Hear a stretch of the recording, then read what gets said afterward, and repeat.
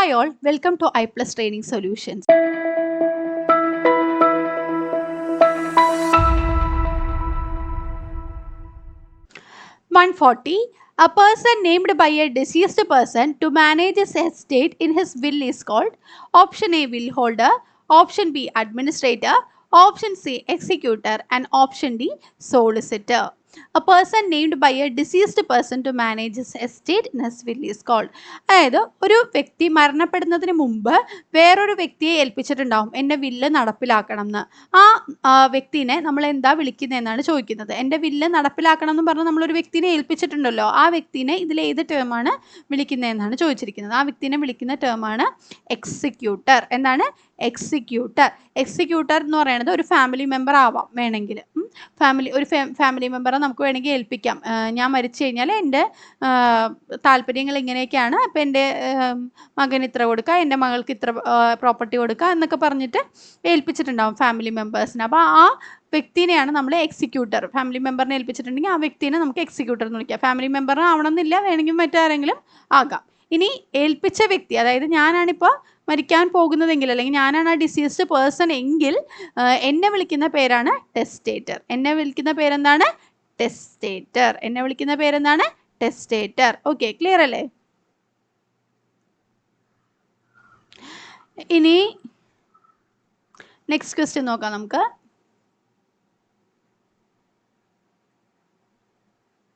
What is the full form of SMS? SMS-ൻ്റെ full form എന്താണെന്നാണ് ചോദിച്ചിരിക്കുന്നത്. Option A small messaging service, option B short messaging service, option C short money service and option D single message service. എന്താണ് SMS-ൻ്റെ full form? SMS-ൻ്റെ full form എന്താണ്? Short message service. Short messaging service. അപ്പോൾ ഇതിലൂടെ നമുക്ക് എന്താ ചെയ്യാൻ പറ്റുക? 160 ക്യാരക്ടേഴ്സ് വരെ ഉള്ള മെസ്സേജുകൾ സെൻഡ് ചെയ്യാനായിട്ട് ഷോർട്ട് മെസ്സേജിംഗ് സർവീസിലൂടെ സാധിക്കും. ഓക്കെ, ഇനി SMS ചോദിച്ച സ്ഥിതിക്ക് വേണമെങ്കിൽ MS ചോദിക്കാം അല്ലേ? അപ്പോൾ MMS-ൻ്റെ ഫുൾ ഫോം എന്താ? Multimedia service. എന്താണ്? Multimedia service. അപ്പോൾ മൾട്ടിമീഡിയ മെസ്സേജിംഗ് സർവീസ് കേട്ടോ.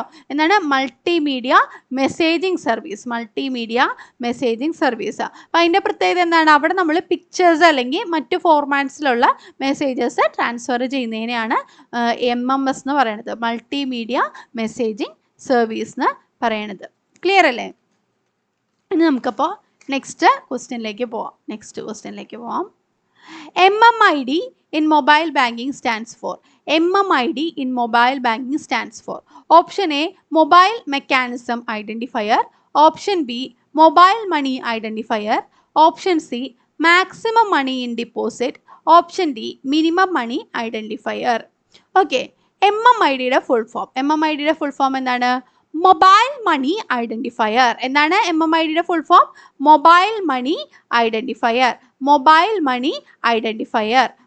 മണി ഐഡൻറ്റിഫയർ ആണ് MMID-യുടെ ഫുൾ ഫോം. ഇതൊരു യുണീക്ക് 7 ഡിജിറ്റ് കോഡാണ്. MMID എന്ന് പറഞ്ഞു കഴിഞ്ഞാൽ യുണീക്ക് ആയിട്ടുള്ള ഒരു 7 ഡിജിറ്റ് കോഡാണ്. അതാത് ബാങ്ക് അവരുടെ കസ്റ്റമേഴ്സിന് പ്രൊവൈഡ് ചെയ്യുന്നതാണ്. എന്തിനു വേണ്ടിയിട്ടാണ്? മൊബൈൽ വഴി മണി ട്രാൻസ്ഫറും അതേപോലെ പേയ്മെൻറ്റ്സും ഒക്കെ നടത്താൻ വേണ്ടിയിട്ട് പ്രൊവൈഡ് ചെയ്യുന്ന ബാങ്കുകൾ അവരുടെ കസ്റ്റമർക്ക് പ്രൊവൈഡ് ചെയ്യുന്നതാണ് MMID, മൊബൈൽ മണി ഐഡൻറ്റിഫയർ എന്നാണ് ഇതിൻ്റെ ഫുൾ ഫോം എന്ന് പറയുന്നത്. ക്ലിയർ അല്ലേ? നെക്സ്റ്റ് ക്വസ്റ്റ്യൻ നോക്കാം. In RTGS S stands for. RTGS-ലെ S എന്താണെന്നാണ് ചോദിച്ചിരിക്കുന്നത്. Option A standard, option B sanction, option C service and option D settlement. RTGS എന്ന് പറഞ്ഞാൽ എന്താണെന്നാണ് ചോദിച്ചിരിക്കുന്നത്. റിയൽ ടൈം ഗ്രോസ് സെറ്റിൽമെൻ്റ് ആണ് RTGS എന്ന് പറഞ്ഞു കഴിഞ്ഞാൽ. ഓക്കെ, അപ്പോൾ എസ് എന്താണ്? എസ് എന്ന് പറഞ്ഞാൽ സെറ്റിൽമെൻ്റ് ആണ്. എസ് എന്ന് പറഞ്ഞാൽ എന്താണ്? Settlement. Real time gross settlement ആണ് RTGS-ൻ്റെ ഫുൾ ഫോം.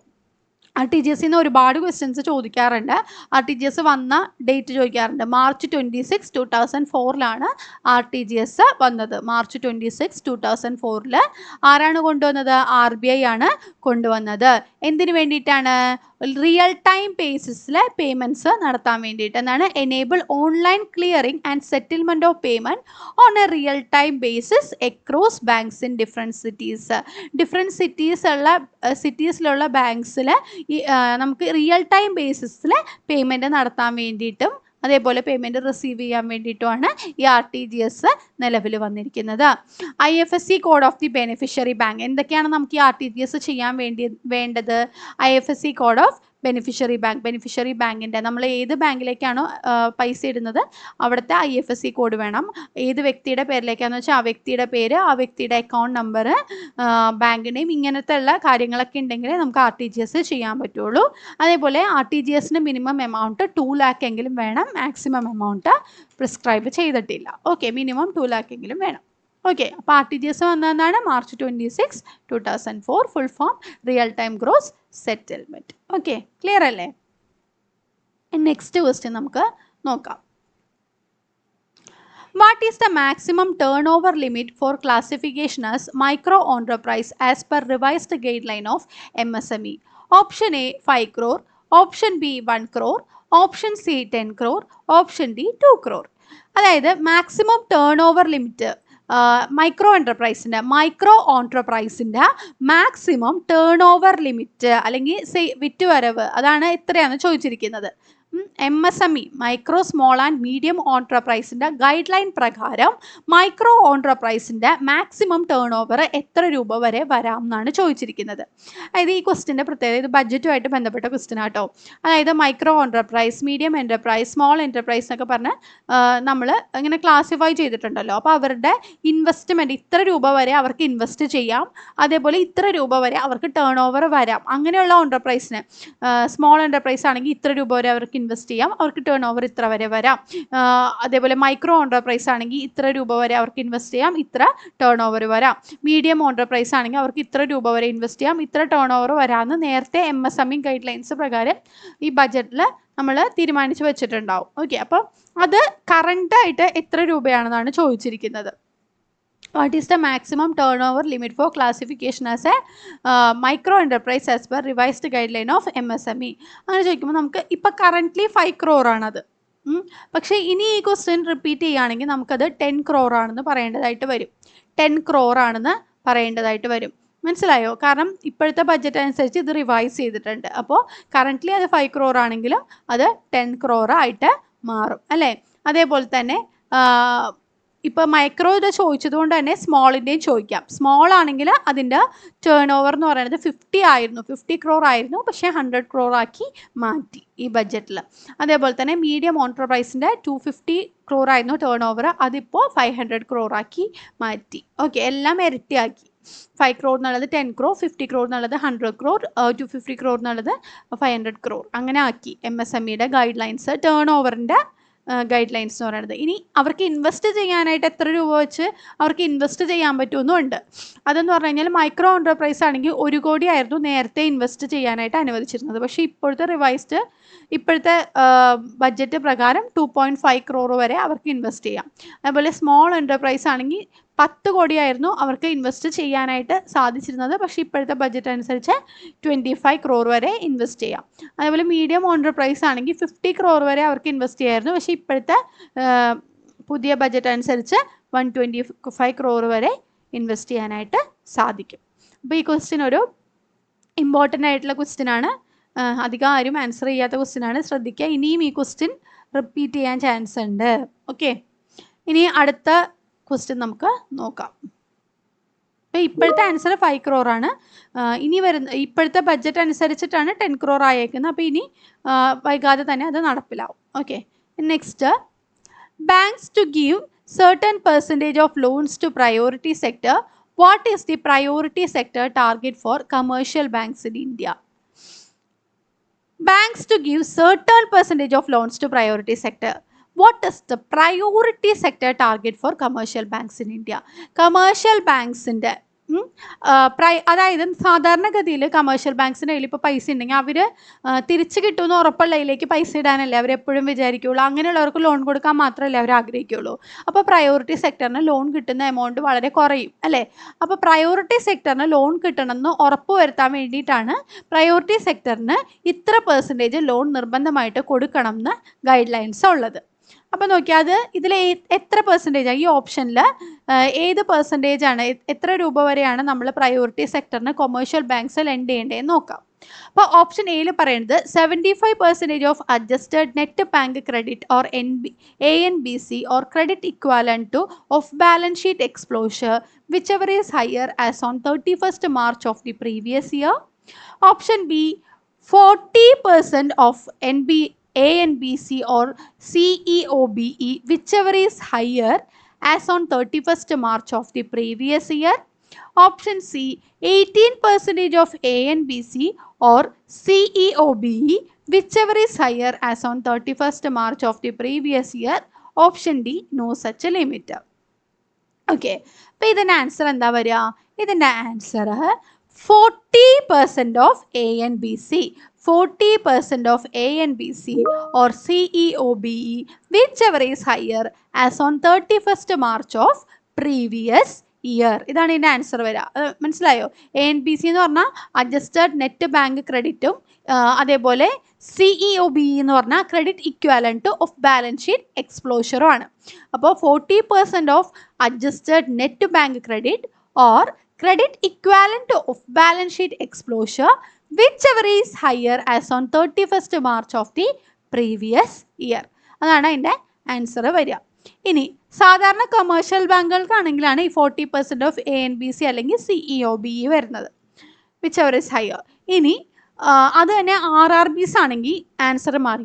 RRBs ആണെങ്കിൽ പ്രയോറിറ്റി സെക്ടർ ലെൻഡിങ് വരുന്നത് 75% of the total outstanding advances for priority sector, 75% of the total outstanding advance for priority sector. അതേപോലെ പ്രൈമറി അർബൻ കോപ്പറേറ്റീവ് ബാങ്കുകളാണെങ്കിൽ priority സെക്ടറിന് lend ചെയ്യേണ്ടത് 75% of ANBC or CEOBE from 2025 to 2026. അപ്പോൾ ഇതാണ് ഇവരുടെ guide lines എന്ന് പറയുന്നത്. ക്ലിയർ അല്ലേ? ഇനി അതേപോലെ തന്നെ വേറെയും കുറേ കാര്യങ്ങളുണ്ട്. നമുക്കിപ്പോൾ അഗ്രികൾച്ചറിലാണെങ്കിൽ കമേഴ്ഷ്യൽ ബാങ്ക്സ് എത്ര രൂപ ലെൻഡ് ചെയ്യണമെന്ന് നോക്കും. 18% ആണ്. 18% ഓഫ് ANBC ഓർ CEOBE ആണ് അഗ്രികൾച്ചർ സെക്ടറിൽ കൊടുക്കേണ്ടത്. ഇനി സ്മോൾ ആൻഡ് മാർജിനൽ ഫാർമേഴ്സിനാണെങ്കിൽ അവിടെ 10% ഓഫ് ANBC ഓർ CEOBE ആണ്. മൈക്രോ ഓൺടർപ്രൈസ് ആണെങ്കിൽ 7.5% ഓഫ് ANBC ഓർ CEOBE ആണ്. ഇനി വീക്കർ സെക്ഷൻ ആണെങ്കിൽ 12% ഓഫ് ANBC ഓർ CEOBE ആണ്.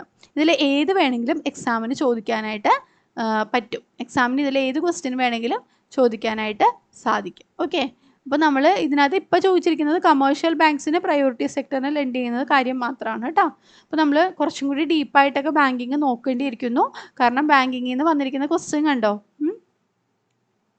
പഴയ മോഡൽ ക്വസ്റ്റ്യൻ ഒന്നും അല്ല, ഇപ്പോൾ കുറച്ച് അഡ്വാൻസ്ഡ് ലെവലായിട്ടുള്ള ക്വസ്റ്റ്യൻസാണ് ചോദിച്ചിരിക്കുന്നത്. നമ്മൾ കറണ്ട് ആയിട്ടുള്ള കാര്യങ്ങളും കൂടി നോക്കിയിട്ട് പോകണം. കണ്ടോ, പ്രയോറിറ്റി സെക്ടറിന് എത്ര രൂപ വരെ ലെൻഡ് ചെയ്യാം, അത് ഏതിൻ്റെ അടിസ്ഥാനത്തിലാണെന്ന് വരെയാണ് ക്വസ്റ്റ്യനിൽ വന്നിരിക്കുന്നത്. Okay, next question, for which of the functions of the bank KYC norms are applicable?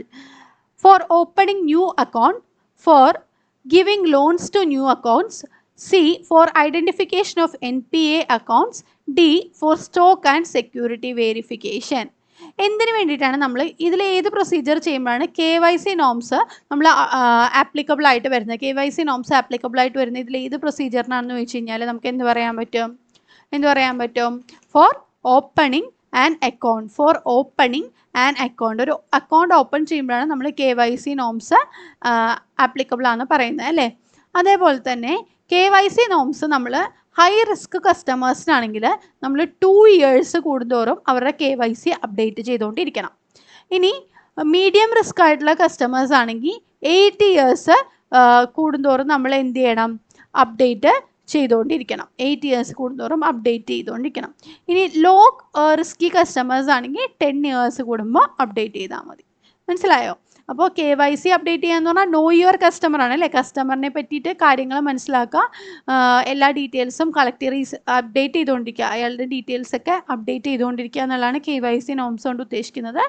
അത് നമ്മൾ എന്തിനു വേണ്ടിയിട്ടാണ് ചെയ്യണത്? KYC ഈ ആൻറ്റി മണി ലോണ്ടറിങ് ഒക്കെ പ്രിവെൻറ്റ് ചെയ്യാൻ വേണ്ടിയിട്ടൊക്കെയാണ് ഈ KYC അപ്ഡേറ്റ് ചെയ്യുന്നത്.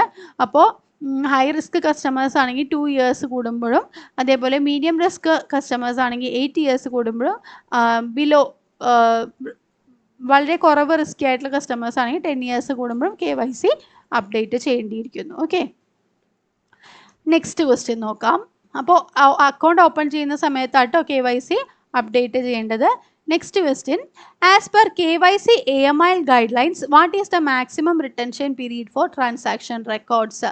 KYC AML ഗൈഡ്ലൈൻസ് പ്രകാരം maximum retention period for transaction records എത്രയാണ് ചോദിച്ചിരിക്കുന്നത്?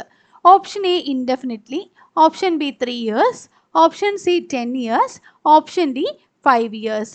As per KYC AML guidelines, what is the minimum retention period for transaction records? Minimum എത്ര നാളെങ്കിലും നമ്മൾ ഈ KYC guidelines, KYC AML guidelines പ്രകാരം, AML എന്ന് വെച്ചാൽ ആൻറ്റി മണി ലോണ്ടറിങ് ആണ്, KYC നോ യുവർ കസ്റ്റമർ. അപ്പോൾ KYC AML ഗൈഡ്ലൈൻസ് പ്രകാരം minimum retention period of transaction records, ട്രാൻസാക്ഷൻ്റെ റെക്കോർഡ്സ് നമ്മൾ മിനിമം എത്ര നാളെങ്കിലും സൂക്ഷിച്ചിരിക്കണം എന്നാണ് ചോദിച്ചിരിക്കുന്നത്.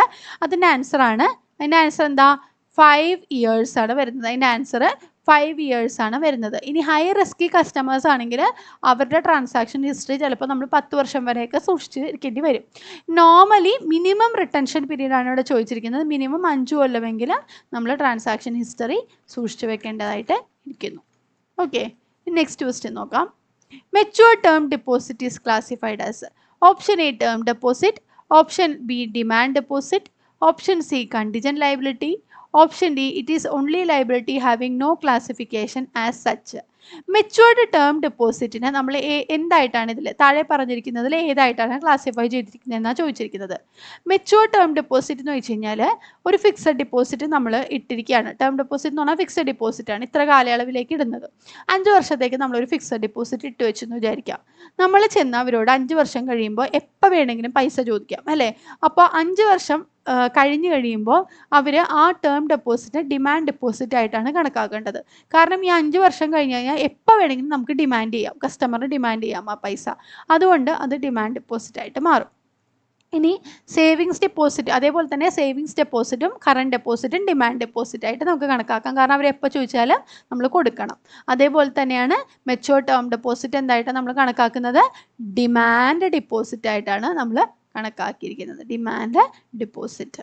ഇനി അടുത്ത question, which type of endorsement allows the endorser to convert it to a specific payee later? Option A endorsement in blank, option B endorsement in full, option C facultative endorsement, option D restrictive endorsement. Which type of endorsement allows the endorser to convert it to a specific payee later? ഏത് type of എൻഡോഴ്സ്മെൻറ്റിലാണ് നമുക്ക് എൻഡോസർക്ക് പിന്നീട് അത് ഒരു specific payee ആയിട്ട്, specific പേയിക്ക് കൊടുക്കേണ്ട instrument ആയിട്ട് convert ചെയ്യാനായിട്ട് പറ്റുന്നതെന്നാണ് ചോദിച്ചിരിക്കുന്നത്. അതായത് നമ്മളിപ്പോൾ ബ്ലാങ്ക് എൻഡോഴ്സ്മെൻറ്റ് പറഞ്ഞപ്പോൾ നമ്മൾ പറഞ്ഞു, ബ്ലാങ്ക് എൻഡോഴ്സ്മെൻറ്റിൽ നമ്മൾ എന്താ ചെയ്യുക? എൻഡോസർ പേരും സൈനോടാണ് ചെയ്യുക, എൻഡോസിയുടെ പേരൊന്നും ഉണ്ടാവില്ല. അത് ബെയറർ ആരാണോ ആ വ്യക്തിക്കാണ് എൻഡോസ് ചെയ്ത് കൊടുത്തതായിട്ട് കണക്കാക്കപ്പെടുന്നത്. പക്ഷേ എൻഡോസ്മെൻറ്റ് ഇൻ ഫുൾ അല്ലെങ്കിൽ സ്പെഷ്യൽ എൻഡോസ്മെൻറ്റ് എന്ന് പറഞ്ഞു കഴിഞ്ഞാൽ നമുക്ക് കൃത്യമായിട്ട് ഇന്ന വ്യക്തിയുടെ പേരിലേക്കാണ് ഞാൻ ഈ ഇൻസ്ട്രുമെൻറ്റ് എൻഡോസ് ചെയ്ത് കൊടുക്കുന്നതെന്ന് കൊടുക്കാൻ പറ്റും. മനസ്സിലായോ? ഉദാഹരണം, ഇപ്പം ഞാൻ എ എന്ന് പറയുന്ന വ്യക്തിയാണെങ്കിൽ എനിക്ക് ബിക്ക് ഇത് ഈ ഇൻസ്ട്രുമെൻറ്റ് നെഗോഷിയേറ്റ് ചെയ്യാൻ പറ്റും, ഏതെങ്കിലും നെഗോഷ്യബിൾ ഇൻസ്ട്രുമെൻറ്റ് നെഗോഷിയേറ്റ് ചെയ്യാൻ പറ്റും. പക്ഷേ ഞാൻ ആ ബിയുടെ പേര് വെച്ചിട്ടുണ്ടെങ്കിൽ അത് എൻഡോസ്മെൻറ്റ് ഇൻ ഫുള്ള് അല്ലെങ്കിൽ സ്പെഷ്യൽ എൻഡോസ്മെൻ്റ് ആണെന്ന് പറയാം. ഇനി ബിയുടെ പേര് വെക്കാതെ ഞാൻ വെറുതെ എൻഡോസ് ചെയ്ത് കൊടുക്കുകയാണെങ്കിൽ അതിനെ എനിക്ക് എന്ത് പറയാൻ പറ്റും? അത് ബ്ലാങ്ക് എൻഡോസ്മെൻ്റ് ആണ്. പേര് ആരുടെയും പേര് വെക്കാതെ എൻഡോസറുടെ പേരും സൈനും മാത്രം വെച്ച് കൊടുക്കുകയാണെങ്കിൽ അതിനെ എനിക്ക് ബ്ലാങ്ക് അല്ലെങ്കിൽ ജനറൽ എൻഡോസ്മെൻ്റ് ആണെന്ന് പറയാനായിട്ട് സാധിക്കും. ഇനി ഇതിനകത്ത് തന്നെ റെസ്ട്രിക്റ്റീവ് എൻഡോസ്മെൻറ്റും ഫാക്കൾട്ടേറ്റീവ് എൻഡോസ്മെൻറ്റും കൂടി ഓപ്ഷനിൽ പറയേണ്ടത് അതെന്താണെന്നും കൂടി പറയാം. Facultative endorsement and restrictive endorsement. Facultative എൻഡോസ്മെൻറ്റിൻ്റെ പ്രത്യേകത എന്താണ്? Waives some of its rights on the instrument after endorsement like notice of dishonour waived. അതായത് ഇപ്പോൾ ഞാൻ പറയുകയാണ്, ഞാൻ എൻഡോസൊക്കെ ചെയ്തു തരാം, പക്ഷേ നോട്ടീസ് ഓഫ് ഡിസോണർ വേണ്ട. അതായത് ഡിസോണർ ആയി കഴിഞ്ഞ് കഴിഞ്ഞാൽ എനിക്ക് ഇപ്പോൾ ഉദാഹരണം പറയാം, ഞാൻ ഇപ്പോൾ എയും ബിയും എന്ന് പറഞ്ഞ ഒരു വ്യക്തി ഉണ്ടെന്ന് വിചാരിക്കാം. അപ്പോൾ 2 വ്യക്തികൾ. അപ്പോൾ ബി പറയാണ് എനിക്ക് എൻഡോസ് ചെയ്ത് തരുമ്പോൾ ഫാക്കൾട്ടേറ്റീവ് എൻഡോസ്മെൻറ്റ് എന്ന് പറഞ്ഞ് എഴുതി തന്നാൽ മതി എന്ന്. ഫാക്കൾട്ടേറ്റീവ് എൻഡോസ്മെൻറ്റ് മതി എന്ന് പറയാൻ കാരണം എന്താണെന്ന് വെച്ച് കഴിഞ്ഞാൽ ഈ ബി ഇല്ലേ, ഈ ബി എന്ന് പറയുന്ന വ്യക്തി ഈ ഇൻസ്ട്രുമെൻ്റ് എങ്ങാനും ഡിസോണർ ആയിപ്പോയി എന്ന് വിചാരിച്ചോ. ഡിസോണർ ആയിപ്പോയി കഴിഞ്ഞാൽ ഈ ബി എക്ക് നോട്ടീസ് അയക്കേണ്ട ഒരു കണ്ടീഷൻ ഉണ്ട്. ഈ ഫാക്കൾട്ടേറ്റീവ് എൻഡോഴ്സ്മെൻറ്റ് അല്ലാന്നുണ്ടെങ്കിൽ നോട്ടീസ് അയക്കേണ്ട ആവശ്യമുണ്ട്. അപ്പോൾ നോട്ടീസ് അയക്കുമ്പോൾ നോട്ടീസ് പീരീഡ്, നോട്ടീസിൻ്റെ കാലയളവ് ഈ എക്ക് അവൈലബിൾ ആണ്. അത്ര ആ നോട്ടീസിൻ്റെ കാലയളവൊക്കെ കഴിഞ്ഞിട്ട് പൈസ കൊടുത്താൽ മതിയാവും അല്ലേ, ഡിസോണർ ആയി കഴിഞ്ഞാൽ. പക്ഷേ ഫാക്കൾട്ടേറ്റീവ് എൻഡോഴ്സ്മെൻറ്റിൽ ബിക്ക് വേണമെങ്കിൽ ആവശ്യപ്പെടാം, നിങ്ങൾ ഇത് ഫാക്കൾട്ടേറ്റീവ് എൻഡോഴ്സ്മെൻ്റ് ആയിട്ട് തരൂ. അപ്പോൾ എന്ത് ചെയ്യാൻ പറ്റും, ഒരു നോട്ടീസും എക്ക് അയക്കാതെ തന്നെ ബിക്ക് നിയമ നടപടി എടുക്കാനായിട്ട് സാധിക്കും. മനസ്സിലായോ?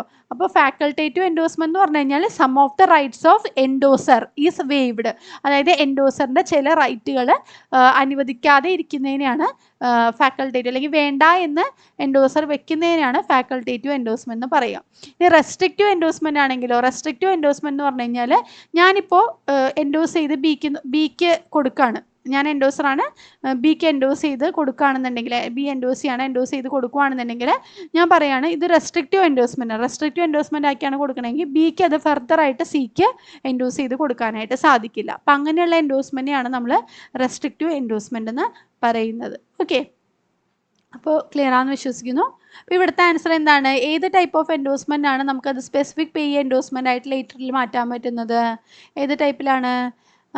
Endorsement in blank. Endorsement in blank ആയിട്ടാണ് നമ്മൾ കൊടുക്കണമെങ്കിൽ നമുക്കത് ഫുൾ എൻഡോഴ്സ്മെൻ്റ് ആക്കി മാറ്റാൻ കഴിയും. കാരണം എക്ക് ബിക്ക് ബ്ലാങ്ക് എൻഡോഴ്സ്മെൻ്റ് ആയിട്ടാണ് കൊടുക്കുന്നതെങ്കിൽ ബിക്ക് സിക്ക് കൊടുക്കുമ്പോൾ സിക്കാണ് ഞാൻ കൊടുക്കുന്നതെന്ന് പറഞ്ഞ് ഫുൾ എൻഡോഴ്സ്മെൻറ്റ് അഥവാ എൻഡോഴ്സ്മെൻറ്റ് ഇൻ ഫുൾ അല്ലെങ്കിൽ സ്പെഷ്യൽ എൻഡോഴ്സ്മെൻറ്റ് അല്ലെങ്കിൽ സ്പെസിഫിക് പേ എൻഡോഴ്സ്മെൻ്റ് ആയിട്ട് മാറ്റാനായിട്ട് സാധിക്കുന്നതാണ്. ക്ലിയർ അല്ലേ? നമുക്ക് നെക്സ്റ്റ് ക്വസ്റ്റ്യനിലേക്ക് പോകാം. What is the relationship between bank and customer in case of collection of a cheque? Option A debtor creditor, option B pawner pawnee, option C trustee beneficiary and option D agent and principal. ബാങ്കറും കസ്റ്റമറും തമ്മിലുള്ള relationship എന്താണ് check collect ചെയ്യുമ്പോൾ എന്നാണ് ചോദിച്ചിരിക്കുന്നത്. അപ്പോൾ സാധാരണഗതിയിൽ ബാങ്കും കസ്റ്റമറും തമ്മിലുള്ള primary relationship എന്താണെന്ന് വെച്ചാൽ ഡെപ്റ്റർ ക്രെഡിറ്റർ റിലേഷൻഷിപ്പാണ്. അതായത് ബാങ്കിലേക്ക് കസ്റ്റമർ പൈസ ഡിപ്പോസിറ്റ് ചെയ്യുമ്പോൾ ബാങ്കർ നമ്മുടെ ഡെപ്റ്ററും കസ്റ്റമർ ക്രെഡിറ്ററുമായിട്ട് മാറുകയാണ് ബാങ്കിൻ്റെ. അതേപോലെ തന്നെ ബാങ്കിൽ നിന്ന് നമ്മൾ ലോൺ എടുക്കുന്ന സമയത്ത് കസ്റ്റമർ ഡെപ്റ്ററും ബാങ്ക് ക്രെഡിറ്ററുമായിട്ട് മാറുകയാണ്. ഇനി ബാങ്കിൽ നിന്ന് നമ്മൾ സർട്ടൺ അഡ്വാൻസ് ബാങ്കിൽ നിന്ന് നമ്മൾ വാങ്ങിക്കേണ്ട സമയത്ത് ബാങ്കിലേക്ക് നമ്മൾ ജുവൽസോ ഡോക്യുമെൻറ്റ്സോ എന്തെങ്കിലും പ്ലെഡ്ജ് ചെയ്യുകയാണെങ്കിൽ ബാങ്ക് പൗണിയും കസ്റ്റമർ പൗണറുമായിട്ട് മാറുകയാണ്. ഇനി ബാങ്കിലേക്ക് നമ്മൾ പൈസ ഡിപ്പോസിറ്റ് ചെയ്യുന്നത് ബാങ്കിനോടുള്ള ട്രസ്റ്റ് കൊണ്ടാണ്. അപ്പോൾ നമ്മൾ ബാങ്കും കസ്റ്റമറും തമ്മിലുള്ള റിലേഷൻഷിപ്പ് ട്രസ്റ്റി ബെനിഫിഷ്യറി ആയിട്ട് മാറും. ഇനി ബാങ്കിനോട് നമ്മൾ പറയുകയാണ് ഇലക്ട്രിസിറ്റി ബില്ല് അടയ്ക്കുക, അതേപോലെ എനിക്ക് വേണ്ടിയിട്ട് ഷെയർസ് വാങ്ങിക്കുക, അല്ലെങ്കിൽ കളക്ഷൻ ഓഫ് ചെക്ക് നടത്തുക, ഇങ്ങനെയുള്ള കാര്യങ്ങളൊക്കെ ബാങ്കിനെ ഏൽപ്പിക്കുമ്പോൾ ബാങ്ക് നമ്മുടെ ഏജൻറ്റും കസ്റ്റമർ പ്രിൻസിപ്പളുമായിട്ട് മാറാണ്. ഇപ്പോൾ ഏജൻറ്റ് ആൻഡ് പ്രിൻസിപ്പൽ റിലേഷൻഷിപ്പാണ് വരിക. അപ്പോൾ ഇവിടുത്തെ ക്വസ്റ്റ്യൻ എന്താണ്, what is the relationship between bank and customer in case of collection of cheque? Check collect ചെയ്യുമ്പോൾ എന്തായിരിക്കും? ആൻസർ നിങ്ങൾ പറഞ്ഞേ. ബാങ്ക് ചെക്ക് കളക്ട് ചെയ്യുമ്പോൾ കസ്റ്റമറിന് വേണ്ടിയിട്ട് കസ്റ്റമറുടെ സ്ഥാനത്ത് നിന്ന് on behalf of customer the bank collects cheques for customer അല്ലേ. അപ്പോൾ കസ്റ്റമറും ബാങ്കും തമ്മിലുള്ള റിലേഷൻഷിപ്പ് ഏജൻറ്റ് ആൻഡ് പ്രിൻസിപ്പൽ റിലേഷൻഷിപ്പാണ് വരിക. Agent and principal relationship.